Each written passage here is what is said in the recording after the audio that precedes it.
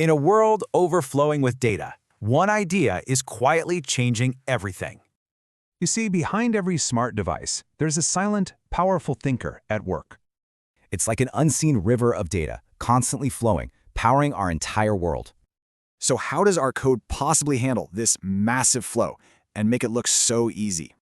Well, the answer is something called a stream. It's data that's processed only when you need it. So think of it this way. A data container is a lake, but a stream, that's a river. And this river, it has some pretty unique powers. The first one feels like magic. It's called lazy evaluation.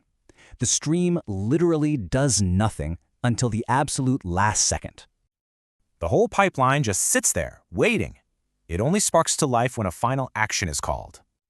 This so-called laziness is actually its superpower. It saves memory and skips all the unnecessary work.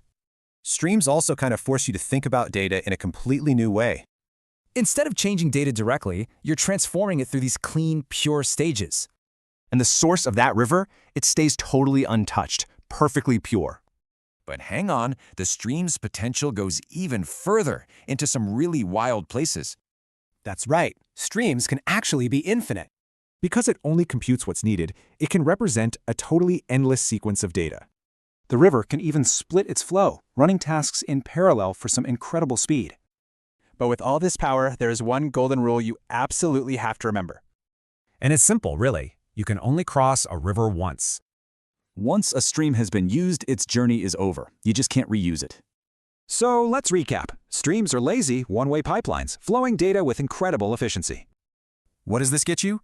Code that's more efficient, declarative, readable, and seriously scalable. And that, right there, is the quiet revolution that powers our digital world.